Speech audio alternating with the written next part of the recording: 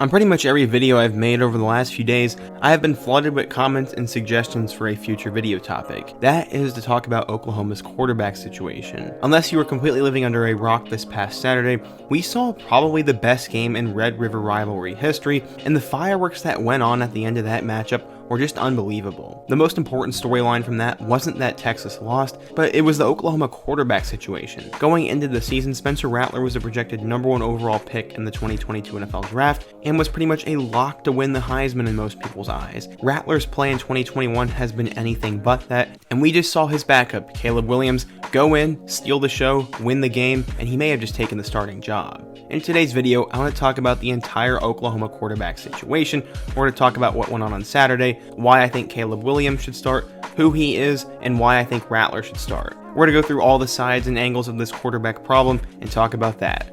But before we get into it, nearly 80% of you guys are not subscribed, and we definitely need your help to do better than that, so be sure to hit that button, smash that like button for the algorithm, and let me know another topic I can take a look at next. Let's get started and talk about Oklahoma quarterbacks.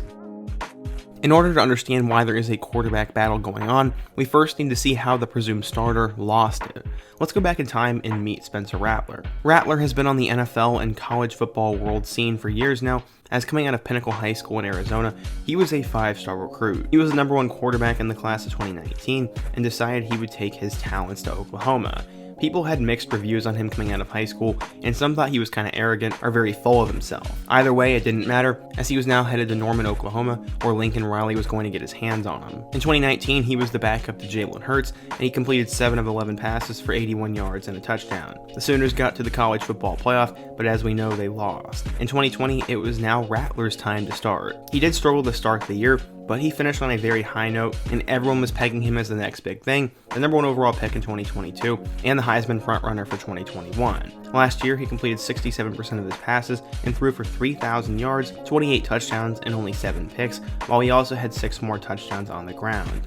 Unfortunately, the Sooners lost 2 games to Iowa State and Kansas State, so they were eliminated from college football playoff discussion, but they went out and killed Florida in their bowl game.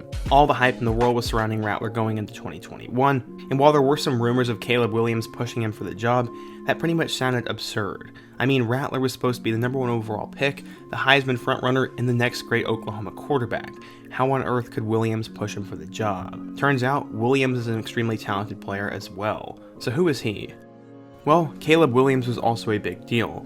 According to 24/7 Sports, he was a 5-star recruit, the #2 quarterback, and the 7th best player in the class of 2021. I guess 247 Sports is pretty low on him, as according to pretty much every other site, he was the #1 player and the #1 quarterback instead of the second guy. Williams came from the DC area and really started to blow up in 8th grade.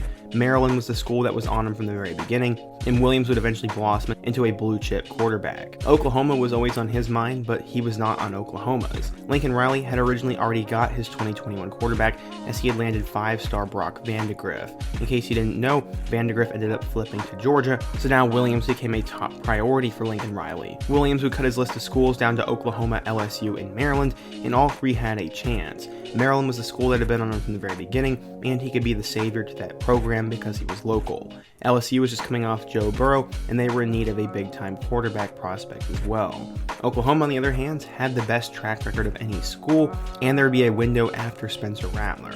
He ended up wasting no more time, as he committed to be an Oklahoma Sooner and had this to say, quote, "I honestly felt like it was the best place for me overall. I just want to try and learn and try to get to the next level." Oklahoma is a great place if you want to have a good college and NFL career, and that is why he went there. Williams was not only a 5-star, but he had some accomplishments to his name. He was invited to the All-American Bowl and was actually the 2020 Elite 11 MVP. Going into 2021, many expected him to play a reserve role, but with Rattler being eligible for the 2022 NFL Draft, it was likely going to be Williams' team in 2022. Except, 2021 has not gone the way anyone expected it to. For someone who was supposed to win the Heisman, Rattler has not looked that great. He struggled in their Week 1 game against Tulane, as he had 2 interceptions, and they almost lost the game to the Green Wave. In Week 2, he threw 5 touchdowns, but this came against Western Carolina, and this did not reassure the fan base at all. Questions began to be raised once again against Nebraska, as he only threw for 1 touchdown and 200 yards, as they barely defeated the Huskers. Things really started to heat up for him in the West Virginia game. After he threw a pick late in the first half, the student section began to boo and chant, "We want Caleb." Basically, they were saying they wanted Rattler benched, and it was time to see what Caleb Williams could do. At this point, Williams had had a couple touchdowns and had gotten in a couple of plays, and many thought he had more flash and more potential than Rattler. This was absolutely absurd because, as I said, Rattler was supposed to be the #1 overall pick and the Heisman frontrunner. How on earth do you bench him for a freshman?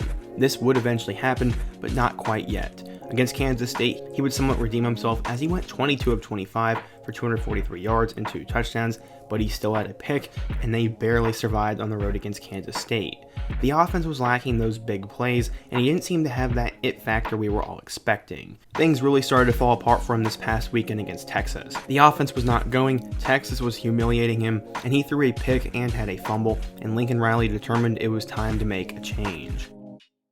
Rattler ended up going 8 of 15 for 111 yards in the game and had no touchdowns and 1 pick, and had a pick and a fumble before he was pulled. This was not the first time this had happened though.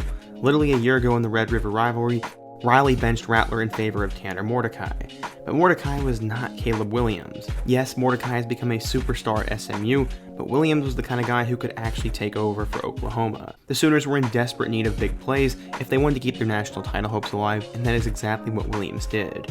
He went 10 of 14 for 180 yards and 2 touchdowns, and not only could he pass the ball, but he was also a running threat, which gave the Texas Longhorns defense fits. The most notable play of the second half was a 3rd and 19 play in which Williams scrambled and found Marvin Mimm for what is probably going to be the catch of the year in college football.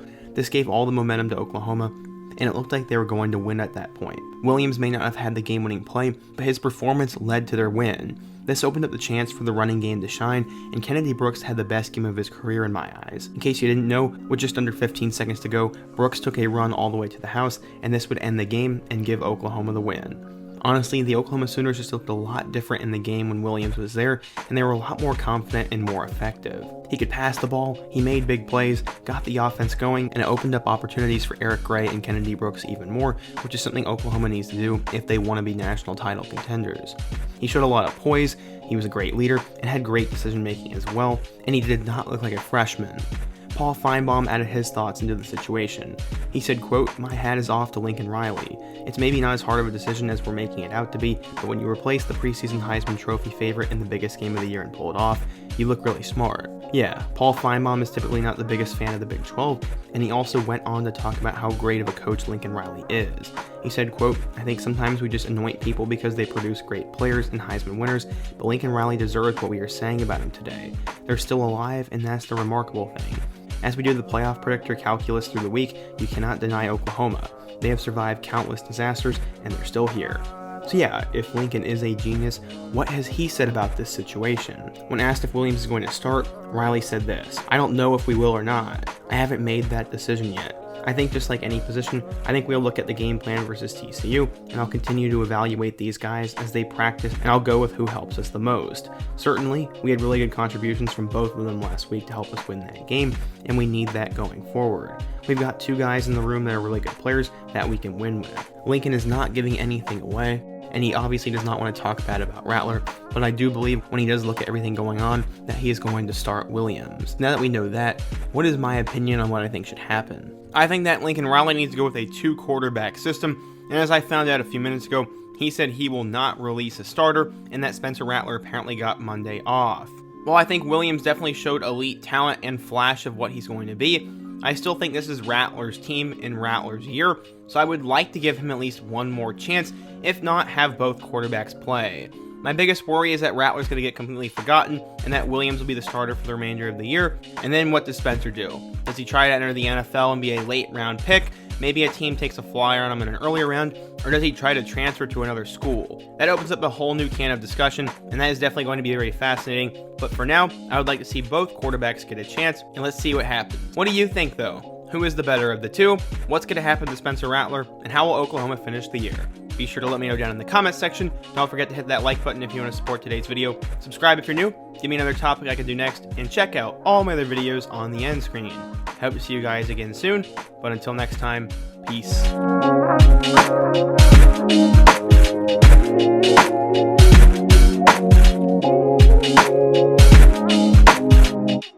Thank you.